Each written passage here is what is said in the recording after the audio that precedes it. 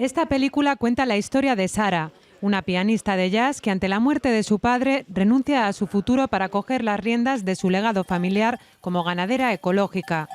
Rodar esta ópera prima, pues en mi tierra supone pues toda una alegría. Yo me crié en Benabarre, viví hasta los 14 años allí y volver a los orígenes, pues para mí ha sido, bueno, qué decir, una experiencia. Tocas como el culo la guitarra, pero las letras son otra cosa. La vida de Manuel Méndez, conocido como Manolo Cabezabolo, se refleja en este documental. Cantautor punk, una figura, un mascarón de proa de lo que ha sido el punk de los años 90, que todavía sigue en activo y muy activo, y que a lo largo de la película pues contamos toda su peripecia. ¿Qué es el amor?